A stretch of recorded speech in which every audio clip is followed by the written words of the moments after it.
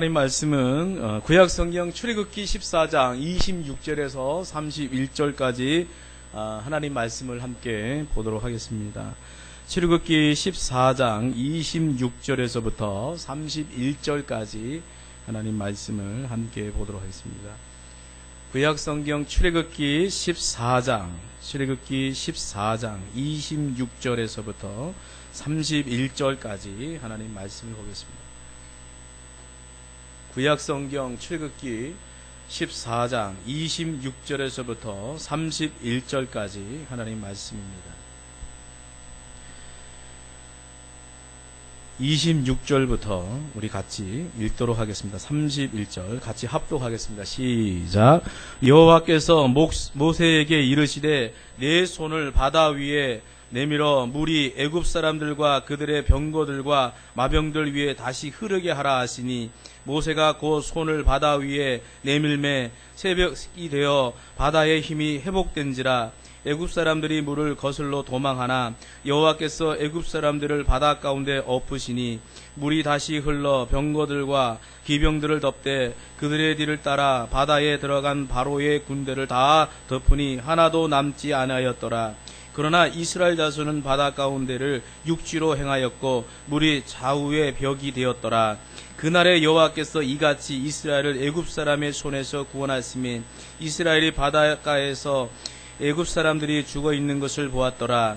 이스라엘이 여호와께서 애굽 사람들에게 행하신 그 큰 능력을 보았으므로 백성이 여호와를 경외하며 여호와와 그의 종 모세를 믿었더라. 아멘. 자, 오늘 말씀의 제목은 홍해를 건넌 사람들이라고 하는 말씀의 제목으로 함께 은혜를 나누도록 하겠습니다. 자, 우리가 보는 이 성경에는 수많은 인물들이 많이 나옵니다. 별의별 사람들이 많이 나와요. 하나님을 잘 섬겼던 사람이 있는가 하면 하나님 앞에 불순종하고 하나님과는 정반대, 하나님 말씀과는 정반대의 길을 걸어간 사람들이 또한 나옵니다. 또한 문제에 얽히거나 거기에 빠져 실패하거나 죽은 사람이 있는 반면에 도저히 헤어나기 어려운 문제를 풀고 승리한 사람의 이야기도 또한 이 성경에는 나오고 있다는 것입니다. 오늘 우리는 어느 편에 속하는 사람이 되어야 되겠습니까? 어떤 문제라도 이기고 승리하고 그리고 하나님 앞에 칭찬 듣는 그런 사람들이 되어야 될 줄 믿습니다. 이스라엘이 홍해를 육지같이 건넌 이 사건 역시 불가능을 넘어선 그런 사건이었습니다. 뒤에는 바로 기병대가 쫓아오고 앞에는 붉은 시꺼먼 그런 홍해가 가로막혀 있는 것입니다. 그런데다가 쫓기는 이스라엘은 여자를 합하여서 수백만이 넘는 그야말로 오합지졸이었다라는 것입니다. 이 바로의 기병대와 맞서서 싸우기란 거의 불가능한 그런 상태였습니다. 그럼에도 불구하고 그런 오합지졸이 바로의 기병대를 물쳐 이기고 홍해를 건넜다라고 하는 것이 이 출애굽기 14장의 이야기인 것입니다. 자, 오늘 우리가 왜 이렇게 수천 년 전의 이야기들을 우리가 다시 한번 이렇게 읽고 또 그 말씀을 우리가 상고하느냐? 그 말씀 가운데 오늘을 살고 있는 우리에게 주시는 하나님의 메시지가 있기 때문에 그렇다라는 것입니다. 자, 오늘 이 사건이 우리에게 주는 교훈이 무엇인지 함께 은혜를 나누고자 합니다. 먼저는요, 하나님이 하신 일이었다라는 사실입니다. 누가 했다고요? 하나님이 하신 일이다. 출애굽기 12장 51절의 말씀에 보니까요, 여호와께서 이스라엘 자손을 그 무리대로 애굽 땅에서 인도하여 내셨더라. 또 이어서 13장 3절의 말씀에 보니까 여호와께서 그 손의 권능으로 너희를 그곳에서 인도하여 내셨음이니라.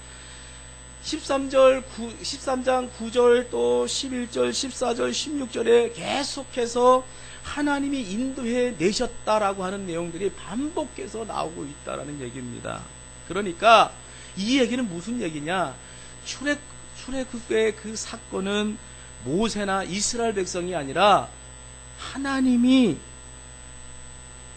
그 사건의 주체가 되신다라는 겁니다. 여러분, 우리의 삶의 주인공이 누가 되어야 되느냐? 하나님이 되어야 되는 거예요. 하나님이 오늘 우리 모든 것을, 우리의 삶의 모든 것을 인도하시고 또 우리를 이끄시고 축복하신다는 사실입니다. 애굽에서 인도해 내신 하나님은 그들을 가나안 땅에까지 인도해 주셨습니다. 디모데후서 4장 18절의 말씀을 보니까 주께서 나를 모든 악한 일에서 건져내시고 그의 천국에 들어가도록 구원하시느니라 라고 말씀하고 있습니다. 여러분, 이스라엘 백성을 애굽에서 출애굽하고 가나안까지 인도하셨던 그 여호와 하나님께서 오늘 우리를 하나님의 나라로 인도해 주신다는 것입니다. 여러분, 하나님의 그 인도에는요 몇 가지 특징이 있습니다. 첫 번째가 뭐냐면 끝까지 인도해 주신다라는 겁니다. 시작부터 끝까지 인도해 주시는 거예요. 목적지까지 인도해 주시는 것입니다. 중간에 힘들다고, 중간에 말 안 듣는다고 포기하시는 법이 없으십니다. 영원한 천국까지 오늘 우리를 어떻게 하신다? 인도해 주신다라는 것입니다. 두 번째가 뭐냐면 확실하고 안전하게 인도해 주신다라는 것입니다. 인도하시는 목적지가 확실하고 가는 길이 안전하다는 거예요. 왜? 하나님이 우리와 함께 하시기 때문에, 우리가 하나님과 동행하기 때문에 오늘 우리가 가는 그 길이 안전하고 또한 확실하다라는 것입니다. 여러분, 우리가 걷는 길이 불확실하다고 한다면 가면서도 불안할 거예요. 우리가 목적지를 알지 못하고 간다고 한다면 얼마나 불안합니까? 그러나 우리 주님께서 말씀하셨던 것처럼 나는 곧 길이요 진리요 생명이니 나를 믿는 자는 죽어도 살겠고 살아서 믿는 자는 무릇 영원히 살리라고 주님 말씀하셨던 그 주님 말씀을 우리가 의지한다고 한다면 오늘 우리는 평안하게 안전하게 주님이 우리를 이끄시는 대로 우리가 나아가면 된다. 그 목적지가로 우리가 가면 되는 것입니다. 미국의 유명한 부흥사이신 이 빌리 그레함 목사님이 목회를 처음 시작했을 때 있었던 일입니다. 편지를 붙이려고 이제 우체국을 찾았는데 우체국을 찾을 수가 없는 거예요. 찾다가 도저히 안 돼가지고 길을 걷다가 한 소년을 만난 것입니다. 소년을 만났어요. 소년을 만났는데 그 소년에게 우체국이 어디 있냐고 물어봤더니 그 소년이 아주 친절하게 우체국에 가는 길을 가르쳐 주었어요. 너무 고맙고 감사해서 그 소년에게 이렇게 말했습니다. 얘야, 오늘 밤 저기 있는 교회로 오너라. 내가 천국 가는 길을 너에게 가르쳐 주겠다. 이렇게 얘기를 했어요. 그러니까 이 목사님이, 빌리엄 그레함 목사님이 이제 목회를 처음 시작해가지고 이제 나름대로 그 어린 아이에게 전도를 한 것입니다. 그랬더니 이 아이가 뭐라고 했냐면, 그 얘기를 들었던 아이가 뭐라고 했냐면, 아니 저는 싫어요. 아니 우체국 가는 길도 모르시는 분이 천국 가는 길은 어떻게 저에게 가르쳐 줄 수 있겠습니까? 그러면서 싫다고 그러는 거예요. 여러분, 사람의 인도는요 불안전하고 허약하지만은 하나님의 그 인도는요 너무나 확실하고 안전하다라는 것입니다. 오늘 여러분, 우리가 앞에 보이는 사람을 쫓아가서는 안 돼요. 목사를 쫓아가도 안 되고요, 그 누구를 쫓아가서는 안 된다는 거예요. 오직 하나님을 바라보고 하나님 말씀을 붙잡고 오늘 우리가 나아가야 될 줄 믿습니다.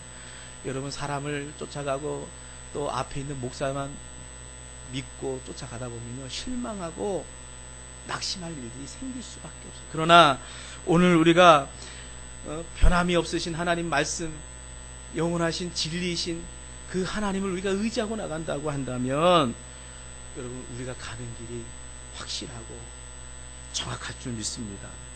오늘도 하나님은 나를 인도하여 주시는 줄 여러분 믿으시기 바랍니다. 두 번째, 우리에게 주는 그 교훈은 무엇이냐? 부르짖으라는 것입니다. 자, 오늘 본문 14장 그 10절의 말씀에 보니까, 14장 10절의 말씀에 보니까 이스라엘 자손이 심히 두려워하여 여호와께 부르짖고, 여러분, 이게 부르짖는다라고 하는 이 뜻은 뭡니까? 소리쳐서 기도했다라는 그런 얘기입니다. 이 절박한 위기에 여러분, 오늘 많은 사람들은 소리를 막 지릅니다. 부르짖는다라는 거예요. 여러분, 삶 가운데 어떤 문제를 만나셨습니까? 정말 어떻게 헤어날 수 없는 그런 문제들 가운데 있으십니까? 부르짖으라는 것입니다. 시편 50편 15절의 말씀에도 환난 날에 나를 부르라 내가 너를 건지리니 내가 나를 영화롭게 하리로다. 여러분 뭐라고 말하고 있습니까? 부르짖으면 환난에서 건져 주겠다라고 말씀하고 있지 않습니까? 이 신구약 성경 안에 부르짖어 또 부르짖음이라고 하는 그 구절이 얼마나 나오는가를 세봤습니다. 그랬더니 145번이나 나오더라는 거예요. 그 내용들을 대부분 살펴봤더니 부르짖어서 하나님 앞에 기도했다라는 얘기예요. 그리고 부르짖으면 하나님은 반드시 들으시고 응답하셨다라는 것입니다. 부르짖으려면 어떻게 해야 됩니까? 입을 열어야 된다는 것입니다. 담은 입으로는 여러분 부르짖을 수가 없습니다. 부르짖으려면 어떻게 해야 돼요? 소리를 내야 되는 거예요. 힘을 주어서 소리를 내야지 그게 부르짖는 기도가 될 수 있다라는 것입니다. 여러분 묵상해가지고는 절대 부르짖어 기도할 수가 없습니다. 제가 얼마 전에 영락기도를 갔는데 집회가 없더라고요. 집회가 없어가지고 들어갔는데 한 서너 분 정도가 앉아 계시는데 부르짖어 기도를 안 하고 묵상을 하는 거예요. 깊은 묵상을 하는지 모르지만 저도 가서 앉아서 묵상을 어쩔 수 없이 묵상을 했어요. 다른 사람 다 묵상이 되는데 정말 또 소리 질러서 기도하기가 되게 좀 그렇더라고요. 저도 그냥 앉아서 묵상하는데 저는 워낙 부르짖어 기도하는 사람이라 묵상으로 기도하니까 기도가 안 돼요. 자꾸 딴 생각이 들고 안 되더라고요. 기도는 부르짖어 하는 기도가 참 하나님 받으시는. 그렇다고 제가 묵상 기도 하지 말라는 얘기는 아닙니다. 하나님 때로는 묵상 기도 하실 때가 있어요. 하라고 하실 때가 있어요. 묵상 기도 할 때 어땠냐면 보통 부르짖어 기도하는 것은 나의 소원을 하나님 앞에 구하는 거잖아요. 하나님 뜻이 무엇입니까? 저에게 가르쳐 주시옵소서. 또 우리의 소원을 아를 때도 있잖아요. 하나님 이거 응답해 주셔야 되겠습니다. 올해 여러분 우리 강우숙 집사님도 이제 또 1학년을 초등학교 1학년을 또 이제 들여보내게 됐는데 학교를 초등학교를 들여보내게 됐는데 또 기도해야 될 또 제목이 생깁니다. 부르짖어 기도하자. 하나님 함께하여 주시옵소서. 교수가 잘하게 해주십시오. 우리 조우환도 이제 고3이 됐어요. 그러면 또 하나님 앞에 조우환만 기도해야 되겠습니까? 부모님도 기도해야 되죠. 공부 잘하게 해주시고 딴 생각하지 않게 해주시고 공부할 때 집중력 있게 해주시고 또 중학교 들어가는 우리 희수 하나님 이제 새로운 환경에서 또 공부해야 되는데 하나님 좋은 친구 만나게 하시고 기도해야 되는 거예요. 부르짖어 기도하라는 거예요. 다른 환경들도 마찬가지잖아요. 우리 김정은도 마찬가지고. 그러니까 새로운 환경에 이제 적응하는 우리 자녀들을 위해서 기도할 때 부모님들이 부르짖어 기도해야 되는 거예요. 그럼 어디서 집에서 부르짖기 기도하기 힘들잖아요. 그러니까 교회 나와서 부르짖고 기도해야 되죠. 하나님께서는 오늘 여러분의 그 부르짖는 기도를 들으신다는 거예요. 그런데 그 묵상을 언제 하느냐? 묵상은 하나님께 묵상하게 하실 때가 있어요. 하나님의 음성을 듣게 하실 때가 있어요. 하나님이 오늘 우리에게 말씀하실 때가 있다. 그때는 묵상하게 되면 하나님의 음성이 들릴 때가 있습니다. 자, 그래서 여러분 오늘 우리가 부르짖어 기도할 때 분명히 있고 또 묵상할 때가 분명히 있는 줄 믿습니다. 이것을 그때 영적인 사람은 이게 분별이 돼요. 내가 이제 부르짖어 기도해야 돼요. 내가 그 묵상으로 하나님의 음성을 들어야 돼요. 자, 이게 돼야 됩니다. 이게 돼야지 부르짖을 때 부르짖어야 되는데 거기 묵상하고 그러고 있으면 안 되지. 자, 어쨌든 간에 오늘 우리는 부르짖어 기도해야 된다. 시편 28편 2절의 말씀에도 보니까 내가 주의 송소를 향하여 부르짖을 때 나의 간구하는 소리를 들으소서. 또 34편 6절의 말씀에 보니까 이 권고한 자가 부르짖음에 여호와께서 들으시고 그 모든 환난에서 구원하셨도다. 여러분 부르짖으면 하나님이 그 기도를 들으시고 고통과 근심과 환난과 걱정 다 물리쳐 주신다는 겁니다. 어느 날 밤에요 술에 취한 이 사람이요 목사님을 찾아왔어요. 근데 의외로 술 취해가지고 목사님 찾아오는 사람들이 많더라고요. 저도 경험했어요. 술을 아주 얼마나 먹었는지 얼굴이 빨개져가지고 목사님, 발음도 제대로 못하고 목사님 막 이러면서 왔더라고요. 평소에 교회를 드나드는 출석 교인이었습니다. 목사님에게 자신의 그 신세 한탄을 막 넣어놓습니다. 그래도 다른 데 가서 않고 그냥 목사님한테 찾아온 게 되게 다행이죠. 그래서 신세 한탄을 막 도저히 자신의 힘으로는 술을 끊을 수 없으니 어떻게 하면 좋겠느냐고 하소연을 하는 겁니다. 그래서 목사님이 그에게 그 모든 것을 하나님 앞에 맡기고 같이 하나님 앞에 도움을 한번 요청합시다. 그리고는 형제에게 먼저 기도를 하라고 시켰어요. 그랬더니 이 술 취한 사람이 그래도 목사님 말씀에 순종하고 기도하기 시작합니다. 주님, 저를 죽여주시옵소서. 저는 죽일 놈입니다. 하나님 속썩여드리고 우리 목사님 가슴 아프게 하고 교회 욕되게 하는 나쁜 놈입니다. 제발 저를 죽여주시옵소서. 그렇게 기도를 했어요. 자, 그 기도 끝에 목사님이 형제, 이제는 내가 형제를 위해서 기도해도 되겠습니까? 그랬더니 그 형제, 그러면요, 당연히 기도를 해주셔야죠. 그랬더니 목사님이 또 기도를 합니다. 주여, 이 사람을 죽여주시옵소서. 본인이 그토록 소원하는데 빨리 죽여주시옵소서. 그렇게 기도를 했다고 합니다. 그랬더니 그 사람이 그래도 술 취한 사람인데 그래도 그 기도를 들으니까 깜짝 놀란 거예요. 목사님이 기도하는데 자기를 죽여달라고 하니까, 그것도 빨리 죽여달라고 하니까 얼마나 놀랬겠습니까? 아니, 목사님 어떻게 그렇게 기도를 할 수 있으십니까? 어떻게 저를 죽여달라고 그렇게 기도를 할 수 있습니까? 그랬더니 목사님이, 아니, 형제님이 죽여달라고 그렇게 하나님 앞에 기도하지 않았습니까? 그게 소원이라고 하지 않았습니까? 그래서 저는 형제의 소원대로, 형제가 바라는 대로 내가 그렇게 기도한 것 뿐인데 왜 그러십니까? 그랬더니, 아니, 그건 내가 그냥 해본 소리인데 그렇다고 정말 죽여달라고 그렇게 기도하시면 되겠습니까? 그러더래요. 근데 이게 정말 실제로 미국에 있었던 일입니다. 여러분, 하나님은요, 우리가 입을 열어서 구하는 그 기도를 들으시는 하나님이시라는 거예요. 그렇기 때문에 오늘 우리가 구할 때도요, 그냥 장난 삼아서 그냥 그렇게 기도해서는 안 된다. 하나님 반드시 여러분의 기도를 들으신다니까요.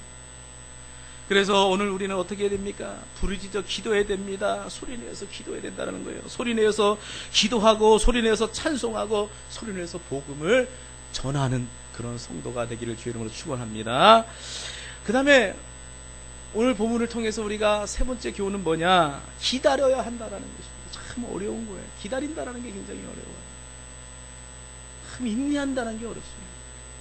14장 13절의 말씀에 보니까 너희는 두려워하지 말고 가만히 서서 여호와께서 오늘 너희를 위하여 행하시는 구원을 보라. 또 14절의 말씀에 보니까 여호와께서 너를 위하여 싸우시리니 너희는 가만히 있을지니라.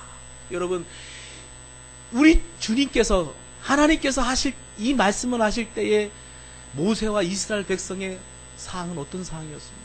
뒤에서는 바로의 기병대가 정말 엄청난 속도로 추격해 오는 상황입니다. 앞에는 그 시꺼먼 홍해가 가로놓이는 가운데입니다. 진퇴양난의 상황이었습니다. 근데 그 순간에 하나님 말씀하시기를 너희는 가만히 서서 서서라는 거예요. 그러면서 오늘 너희를 위하여 행하시는 구원을 보라는 거예요. 여러분, 이것은 결코 쉬운 일이 아닙니다. 믿음이 없으면 절대 행할 수 없는 일이에요. 그러나 하나님이 하신다는 믿음이 있으면 가능하다라는 겁니다. 오늘 여러분, 우리가 하나님 말씀을 믿고 기다리지 않으면요, 이런 상황이 처해지면 어떻습니까? 나름대로 내 방법을 찾고 내가 그 문제를 해결할 어떠한 제스처를 취한다는 거예요. 행동을 취한다는 거죠. 그렇지 않겠습니까? 이런 절박한 상황 속에서 여러분 기다릴 수가 있겠습니까?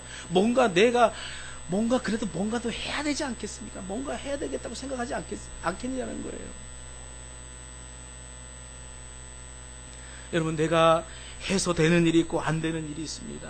내가 서둘고 안절부절해서 되는 일이 있고 안 되는 일이 있다는 것입니다. 힘쓰고 노력해도 안 되는 일이 사실은 더 많다라는 거예요. 내가 할 수 있는 게 굉장히 제한적이라는 것이죠. 그러나 하나님의 능력을 믿고 기다리면 하나님의 기적을 보고 오늘 하나님의 살아계심을 체험하게 된다는 것이죠. 여러분, 믿는 사람들은요, 하나님이 일하실 때까지 기다리는 거예요. 하나님의 구원을 보기까지 기다린다는 거예요. 오늘 저와 여러분이 기다리는 신앙이 있기를 바랍니다. 인내하는 신앙이 있기를 바랍니다. 14장 30절의 말씀에 보니까, 오늘 본문입니다. 출애굽기 14장 30절의 말씀에 보니까 여호와께서 이같이 이스라엘을 애굽 사람의 손에서 구원하심에 이스라엘이 바닷가에서 애굽 사람들이 죽여 있는 것을 보았더라. 여러분, 내가 떠들고 설친다고 하면 하나님이 잠잠하십니다. 내가 먼저 내 방법이나 내 힘이나 내 의지나 하여튼 내 모든 것을 동원해서 인간적으로 뭔가 해결하려고 한다면 하나님께서는요, 일하시지 않습니다. 그냥 잠잠합니다. 그러나 믿고 기다리면요, 누가 역사하신다? 하나님이 역사하신다. 오늘 믿고 기다리는, 하나님 앞에 부르짖어 기도하는 그런 우리 강영교회 성도가 되기를 주님으로 축원합니다. 네 번째 우리에게 주시는 교훈은 뭐냐? 새벽에 응답하신다라는 것입니다. 오늘 본문 24절의 말씀을 보시기 바랍니다. 새벽에 여호와께서 불과 구름 기둥 가운데서 애국 군대를 보시고 애국 군대를 어지럽게 하시며, 또 이어서 27절의 말씀을 보게 되면 새벽이 되어 바다의 힘이 회복된지라 애국 사람들이 물을 거슬러 도망하나 여호와께서 애국 사람들을 바다 가운데 엎으시니, 또 이어서 28절의 말씀을 보시기 바랍니다. 바로의 군대를 다 덮으니 하나도 남지 아니하였더라. 여러분, 홍해의 기적이 언제 일어났는지 아십니까? 새벽에 일어났다라는 것입니다. 여리고성이 무너진 때도 언제입니까? 시간적으로 새벽이었다라는 것입니다. 이방 여인 롯이 베들레헴 갑부 보아스를 만나 사랑을 나누고 결혼한 때가 언제냐? 새벽이었다라는 것입니다. 여러분, 예루살렘 여자들이 부활하신 주님을 만난 곳이 언제입니까? 바로 새벽이었다라는 것입니다. 우리 주님께서도 한적한 곳을 찾아가서 기도했는데 그때가 언제냐? 새벽이었다라는 것입니다. 여러분, 새벽에 역사가 일어나는 줄 믿습니다. 새벽에 놀라운 하나님의 그 살아계시는 놀라운 역사가 바로 이 새벽에 일어난다는 것입니다. 여러분, 같은 태양이지만 아침에 뜨는 해와 저녁에 지는 해는요, 그 느낌도 다르고 역할도 다르다는 것입니다. 아침에 뜨는 해는요, 바라보는 사람들에게 힘과 용기와 소망을 막 줍니다. 그리고 밤사이에 내린 이슬과 함께 만물에게 생기를 주고 성장과 활력을 준다는 것입니다. 그러나 지는 해는 바라보는 사람에게 슬픔, 서운함, 그리고 아쉬움을 느끼게 합니다. 그리고 금방 져버리기 때문에 영향력이 아주 적다라는 것입니다. 사이쇼 히로시라고 하는 일본 사람이 이런 말을 했습니다. 아침 일찍 일어나면 세 가지 득이 있다고 이렇게 얘기하면서, 그 첫째가 뭐냐? 건강해진다라는 거예요. 그리고 두 번째가 뭐냐? 부유해진다. 그리고 세 번째가 현명해진다라는 것입니다. 아침에 일찍 일어나는 것은 천냥, 밤에 깨어 있는 것은 백냥이라고 하는 일본 속담도 있다고 합니다. 그리고 거지도 부지런하면 더운 밥을 먹는다라는 그런 속담이 있다고 합니다. 자, 여러분, 제가 여러분에게 다시 한번 권고합니다. 2014년을 새벽을 깨우는 사람이 되시기를 바랍니다. 힘들고 고통스럽다 할지라도 여러분 꼭 참고 6개월 정도를 한번 열심히 새벽 제단을 하나님 앞에 쌓아 보시기 바랍니다. 하나님께서 여러분에게 건강을 주실 뿐만 아니라 여러분에게 엄청난 축복을 허락하여 주실 줄 믿습니다. 이것이 누구의 강요나 또 강박에 의해서가 아니라 자신의 그 신앙과 결단으로 한번 시작해 보시기 바랍니다. 사람은요, 누가 시켜서 하면 그렇게 힘들고 어렵습니다. 그런데 내가 하나님 앞에서 올해는 한번 새벽 제단을 한번 쌓아보겠다, 그렇게 한번 작정하고 시작하면요, 처음에는 힘들 수가 있습니다. 그래서 막 입술도 트고 피곤해서 트고 막 정말 여러 가지 어떻게 보면 역효과가 나는 것 같기도 합니다. 그러나 그것을 견뎌내고 넘어가면요, 체질이 바뀌어가지고 아침형, 새벽형 그런 사람이 될 수가 있는 줄 믿습니다. 자, 오늘 새벽에 역사하시는 그 하나님을 만나는 우리 강영교회 성도가 되기를 주의 이름으로 축원을 드리겠습니다. 그 다음에 마지막으로 우리에게 주는 교훈이 뭐냐? 믿고 순종했다라는 사실입니다.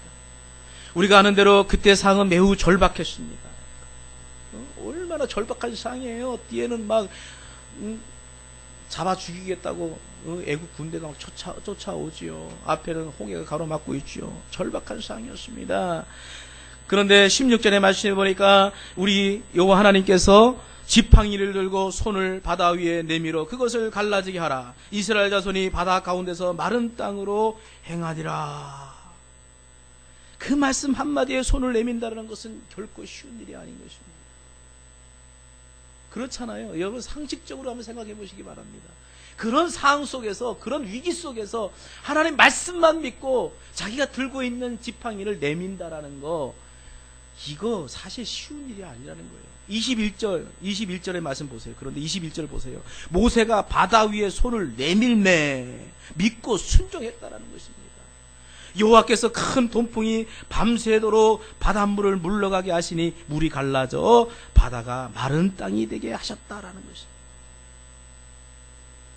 26절을 보면 내 손을 바다 위에 내밀어 물이 애굽 사람들과 그들의 병거들과 마병들 위에 다시 흐르게 하라. 또 27절에 말씀해 보니까 모세가 그 손을 바다 위에 내밀매 새벽이 되어 바다의 힘이 회복된지라.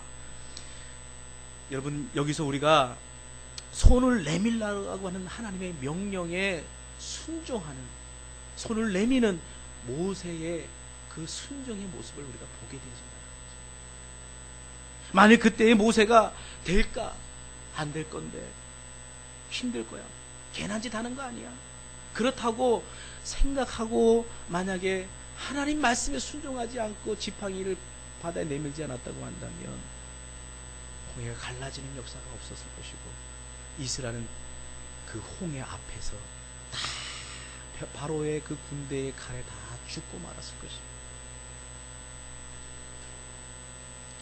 여러분, 오늘 이 말씀에서 우리에게 주는 교훈은 무엇입니까? 우리의 삶에서 이 말씀을, 이 홍해의 기적을 우리가 적용한다고 한다면, 여러분, 우리의 인생 가운데 이 홍해와 같이 우리를 가로막고 있는 그런 많은 문제들이 있습니다. 내 힘으로는 풀지 못하는 그런 일들, 해결할 수 없는 사건, 심각한 고민, 이러지도 저러지도 못할 절망, 질병, 아픔, 이런 모든 것이 우리 앞에 놓여있는 홍해라는 것입니다. 홍해의 절망과 위기 앞에서 서 있던 이스라엘은 두 종류의 사람들로 우리가 분류할 수가 있습니다. 여러분, 오늘 우리가 살아가면서 문제 없는 사람이 없습니다. 우리가 2014년을 살아가면서 날마다 좋은 일만 있는 것이 아니라 바로 우리 앞에 놓여있는 이 홍해 바다와 같이 우리를 가로막고 오도 가도 못하게 하는 그런 일들이 있을 것입니다. 그런데 이런 문제 앞에 두 종류의 사람들이 있다는 거예요. 그 첫 번째 사람은 어떤 사람이냐? 이젠 죽었다, 이젠 끝장이다 하면서 원망하고 소리치고 덤비는 사람들이 있습니다. 그들은 포기한 사람들이고 두 손을 털어버린 사람들이라는 거예요. 이런 사람들은 홍해를 건너갈 수가 없습니다. 그 문제를 헤쳐나갈 수가 없다는 거예요. 그 시련을 극복할 수가 없다는 거예요. 그럼 두 번째 어떤 사람입니까? 믿고 순종하는 사람입니다. 중요한 것은 믿고 순종하는 사람들 때문에 원망하고 대들었던 사람들도 홍해를 건너게 되어졌다는 거예요. 야, 여러분, 믿고 순종하는 사람이 있으면요, 그 사람 때문에 그 옆에 믿음도 없고 하나님 말씀에 순종하지 않던 맨날 원망 불평했던 사람들도 그 사람 때문에 그 덕에 같이 홍해를 건너가는 축복을 누리게 된다는 거예요. 이게 여러분, 우리 예수 믿는 사람들이 그런 축복의 통로의 삶이 돼야 된다니까요. 나 때문에 내 가족이, 내 자녀가, 내 부모가, 하여튼 내 이웃의 사람들이 복 받는 자리에 들어가야 되는 겁니다. 나 때문에요. 오늘 우리가 그렇게 하나님 앞에 그런 복된 사람들이 되기를 바랍니다. 복의 근원의 삶이 되기를 바랍니다. 축복의 통로의 삶이 되기를 바랍니다. 나 때문에 내 주변에 있는 사람이 복을 받아야 된다니까요. 나 때문에 그 사람들도 홍해를 건너야 된다니까요. 내가 믿음이 없다고 한다면 믿음 있는 사람과 어울리고 섞여야 된다는 거예요. 내가 덕이 없다면 덕 있는 사람과 교제하고 만나야 되는 거예요. 내가 외롭다면 외로움을 이기고 행복을 찾은 사람과 사귀어야 한다는 것입니다. 내가 문제가 있다면 문제를 풀고 해결한 경험을 가진 사람들과 친해져야 됩니다. 그래야 내가 변하고 도움을 받을 수가 있다는 거예요. 여러분, 예수님의 그 말씀 가운데 달란트 비유가 있었잖아요. 그 달란트 비유에서 한 달란트 받은 종이 하나님 앞에 책망을 들었습니다. 그 종이 그 받은 달란트를 땅에 묻어두고 아무런 일도 하지 않았어요.